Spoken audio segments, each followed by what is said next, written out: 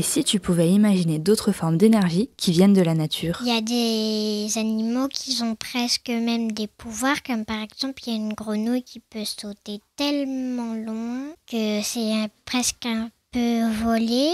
Il y a des animaux qui peuvent péter quand ils veulent et ça fait une odeur horrible. Les proutes, c'est extrêmement polluant. Et la vache, elle produit un gaz extrêmement polluant. Et si on arrive à trouver un moyen pour le stocker, ce gaz, il faudrait les mettre dans des serres, les vaches. On pourrait s'en servir pour alimenter des turbines, je pense. En tout, c'est bon pour la nature. Et il y a des pays où, avec le kéké, on fait des maisons.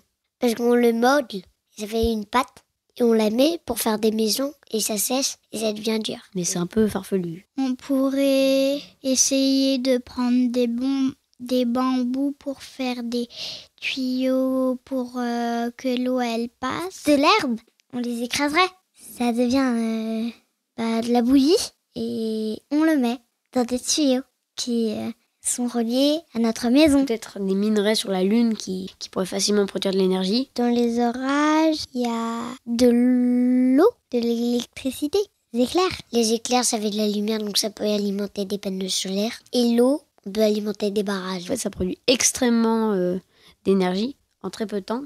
Donc je crois que ça pourrait recharger, allumer toute une ville si on arrivait à la canaliser. On arrive quand même à créer des paratonnerres, donc ces paratonnerres, ils pourraient récupérer l'électricité.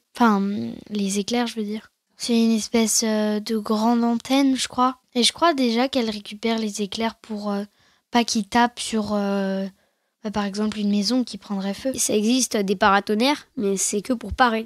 Ce serait très compliqué parce que ça pourrait peut-être faire sauter. Parce que la foudre est extrêmement puissante et on ne peut pas s'en servir parce que ça pourrait faire sauter des usines. Parce que sous le choc, ça serait compliqué de trouver un matériau qui pourrait résister. Donc c'est compliqué à contenir. Mais par contre, le problème c'est que il y a pas des tonnerres tout le temps, quoi. Il y a pas le tonnerre tout le temps.